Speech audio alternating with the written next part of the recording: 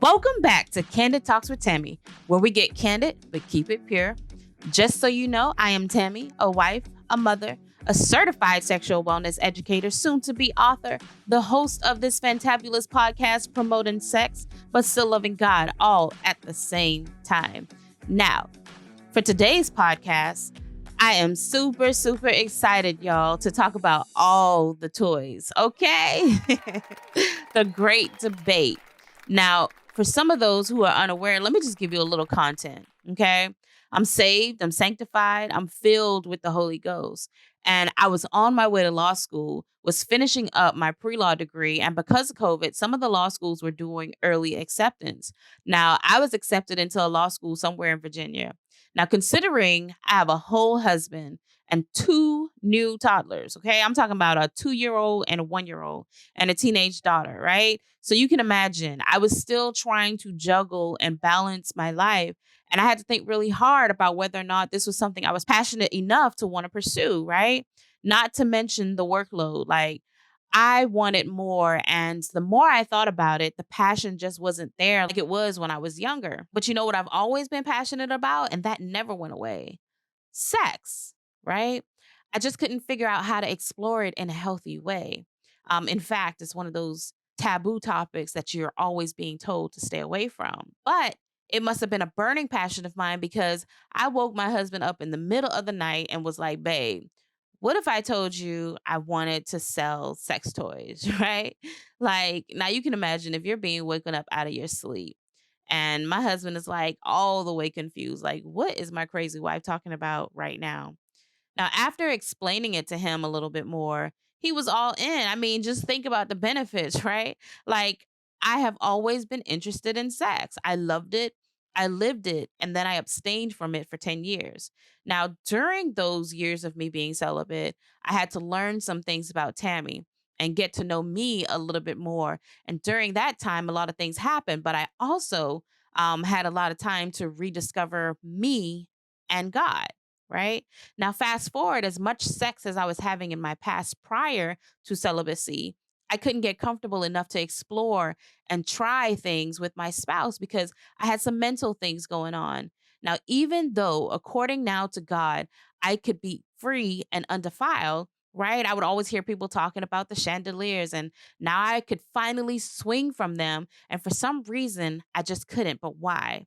A part of it was because I spent so much time trying to practice and get it right that now, even though I was free to do it the right way, I couldn't detach my mind from it, right? So it was as if my mental was telling me sex is bad because, in church it's taboo. And so I couldn't talk about my passing feelings and desires because I was consistently being told, you got to preserve yourself. Stay holy so that you don't think about these unhealthy things, right? That's for the married folks. Although I now cared about my husband's feelings and what we did completely mattered.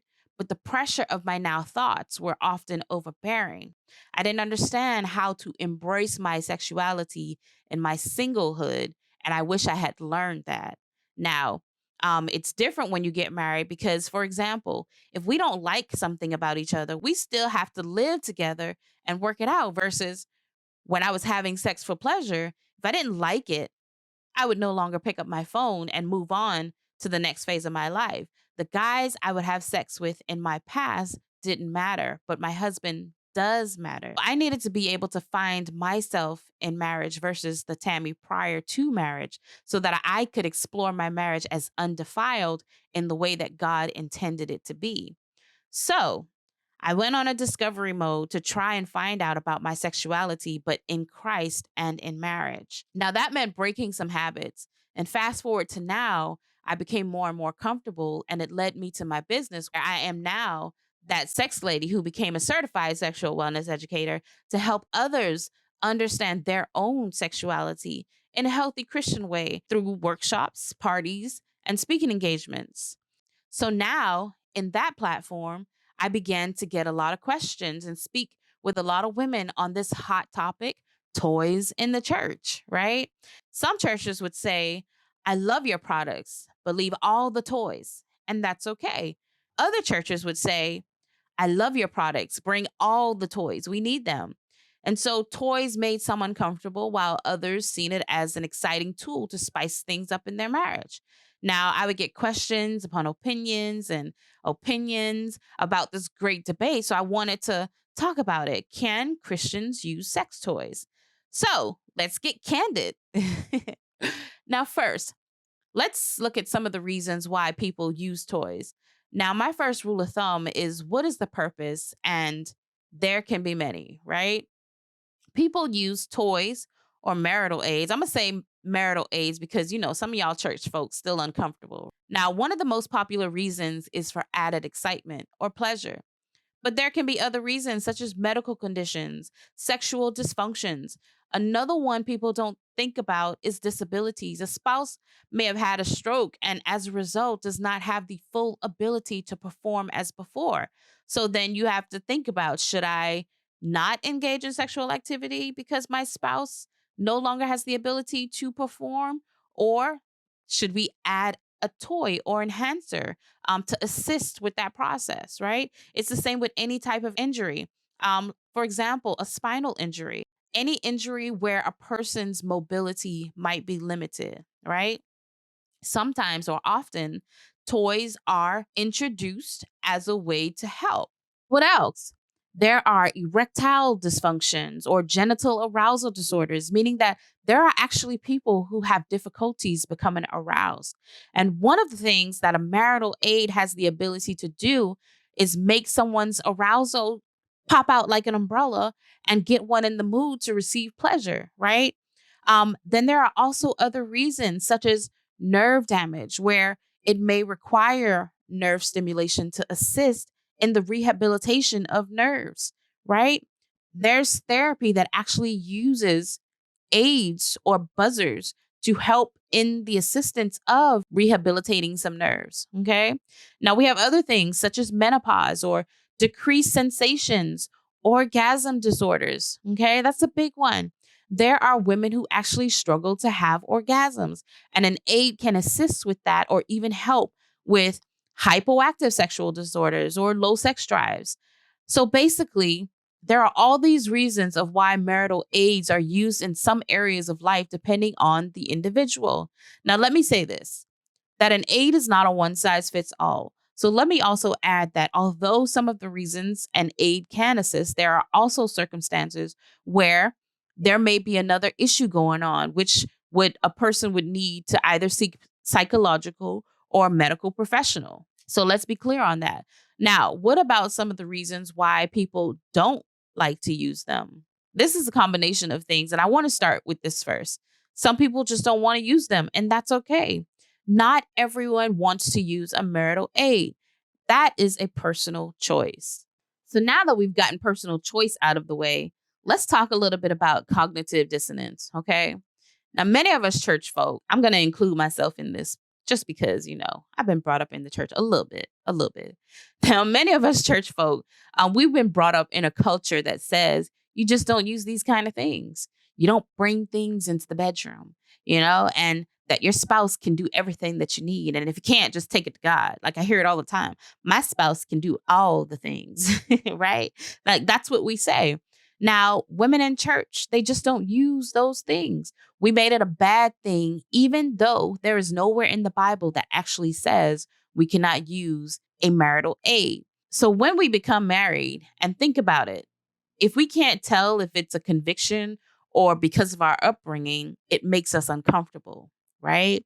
And so it's like, have you ever really sat down and thought about where the thought came from versus where our own personal convictions stand? Which brings me to another sad truth, right? I've talked to a lot of women who have been married for 30 years and 20 years and years upon years. And some of them, I want you to understand this, some of them have never experienced an orgasm. Wow, right? And then there are others who hardly experience them at all. That's another shocker. When I first started hearing this, imagine my surprise. How is it possible for someone to not experience an orgasm when God Himself created the clitoris and its sole purpose is for us to be able to have orgasms and experience multiple orgasms? I mean, think about it like this. The clitoris has 8,000 plus nerves, right? Which is more than males have.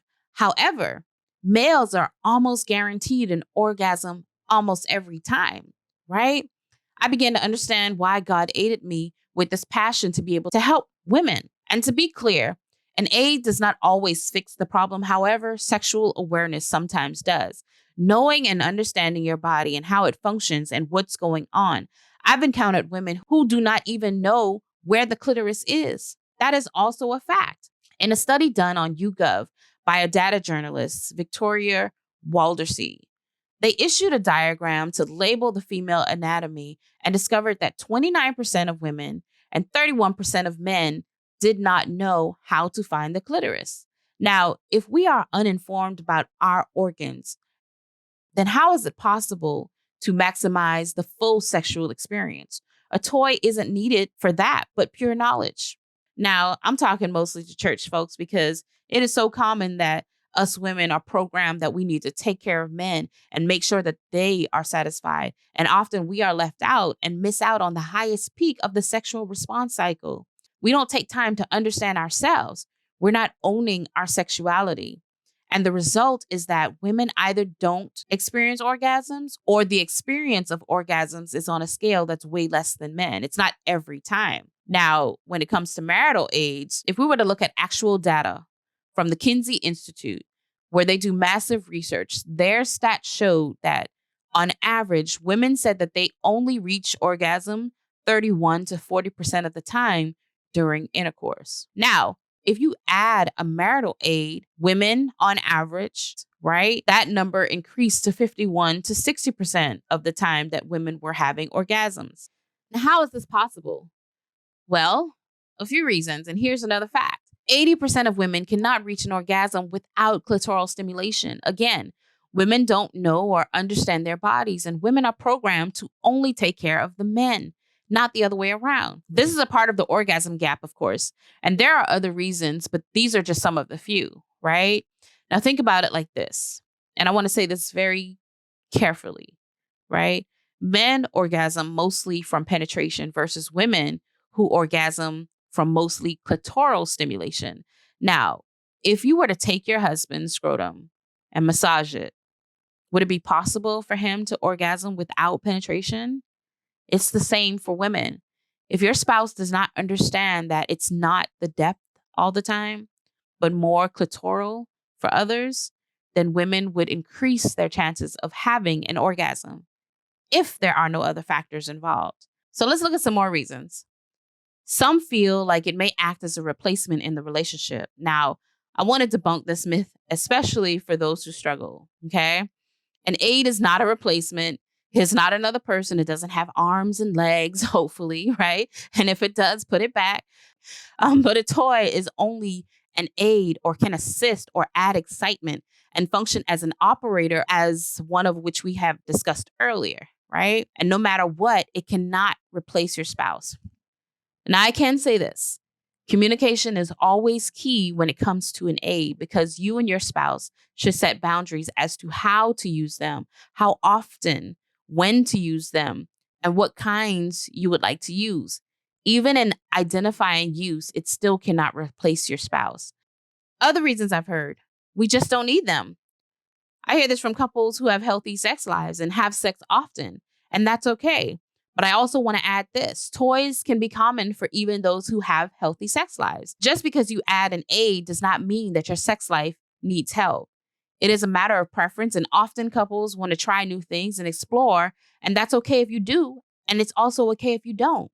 And this is also the thing. Some couples use toys, but doesn't realize they're using toys. How? You might ask. Well, let's define exactly what a toy is. Think about it. I'm going to use this example just because I have my toddlers. As parents, we always buy things for them and, just want them to have all the toys, especially during Christmases. They haven't had many, but the two or one that they have had, we would buy them a lot of toys, right? And then they would open up all these toys. And what we discovered is that they would be playing with the box. Like the box would become the actual toy. And I'd be like, I wasted all my money because you didn't turn the box into a toy. And I would say to myself, I'm just going to start buying boxes for them to play with, right? I would say that jokingly. And they would play with the box until the box was completely destroyed. And then they would actually move on to the toy. It's the same with us. So let's look at what is a toy. A toy is an item used to play or in play. What does that mean? Anything that we use to play in the bedroom can be a toy.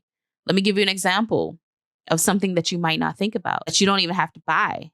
What about your sound, right? Our sounds can be a toy.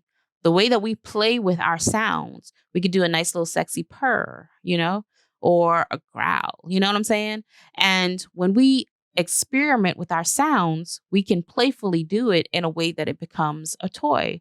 If you play with your sounds, it can enhance your sexual experience. Try it. What else do we play with in the bedroom that we don't typically consider a toy? It could be a feather from the pillow, right? A piece of fruit, a piece of ice. These are different things. So when we think about marital aids, it's not just in the form of buzzers. It's also in the use of foreplay, right? Because that's why we use them. We use them to assist with that process. And let me just say this, because I want people to know that us women, we actually have to go through a process called vaginal tinting, which is where your body gets prepared to receive intercourse. And it does that through foreplay. So foreplay is very important to also enhance the sexual experience. So that doesn't always require something that buzzes. Buzzes help with the process. It speeds it up. And so will other enhancers. So I just wanted to say that. So if you are comfortable with anything that buzzes, start small with simple things that can enhance your experience and that you don't have to go out and buy, right? Now, if your spouse is not with the buzzers at all, not for it, try a massager instead. Get one that doesn't look intimidating, that you both can feel comfortable with. Use couples toys, okay? Some that you can use together, some that buzz, Men can benefit from buzzing toys as well, especially if they are for couples, like C-rings, things like that. Try to use things that you both can benefit from that is pleasing to you both at the same time. Now, I've had people ask me often if using certain things will make them not want to engage with their spouse, or they may feel guilty because when they are with their spouse, they can't experience certain things unless they use an aid. So let's talk about it. This kind of goes back to knowing your body also, right?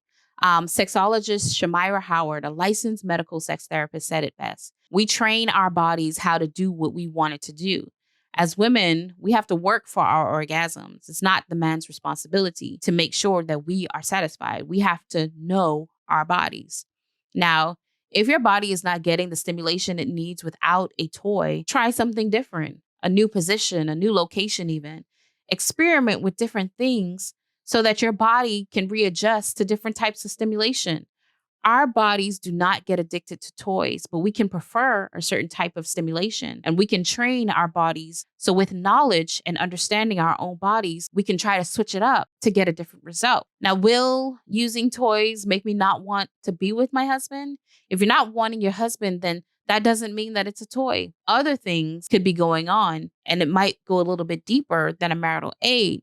Now, what about those who say, my husband just refuses to use toys because we're too safe for that?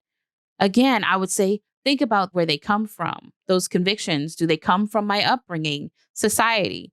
If I didn't have those convictions, would I be more interested and open into using an aid? These are all things to consider. Will using a toy desensitize me or make me go numb? The answer is not really. Yes, the clitoris is very sensitive. And if it becomes too sensitive after prolonged stimulation, just simply take a break because it won't stay like that. Think about it like this. You know how you might sit down in a chair for too long and your leg, quote unquote, falls asleep, right? You have to get up and you have to shake it a little bit, and then all of a sudden you're fine. It's the same with prolonged use of a sex toy.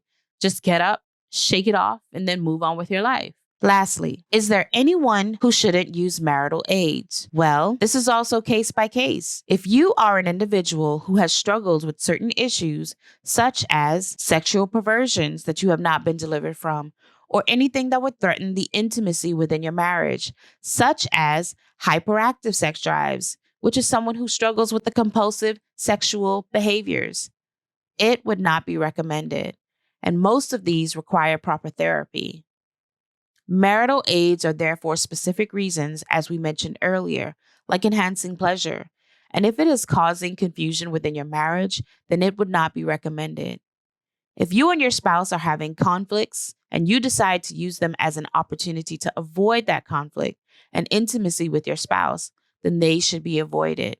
Again, communication is going to be top priority within your marriage when it comes to the ifs, the whens, and the whys for marital aids. And remember, at the end of it, all parties involved should be comfortable with using them. Now, I wanted to end by saying this. It's not a one-size-fits-all when it comes to marital aids in the bedroom. It is important to have open communication, set boundaries, and discuss on what you would like to explore within your marriage. Create a list if you need to, right? And then go through that list. Your bed is undefiled, and as long as you are doing what is pleasing to God, then enjoy it, okay? It is the one space that you and your spouse have that no one else can enter. It is just literally you and them. God created that space for us to be free, and it is okay to explore that. To answer the questions on if Christians should use toys, the answer is this. It is a matter of personal preference, and you and your spouse should discuss what is going to be best for your relationship. Can't nobody tell you how to act in your bedroom. It is your bedroom. Now, if you are like me and have a past and you often think about that, you are not your past. You are who God intended you to be in your marriage. Now, if you're struggling with the idea of letting loose because your upbringing has hindered you, remember, in the words of Oprah in The Color Purple, I is married now, okay? And go do you, right? There is no act more holy than the one that God intended you to be in your marriage with your spouse. So thank you for listening to my podcast. If you have enjoyed this podcast, please like, share, and subscribe.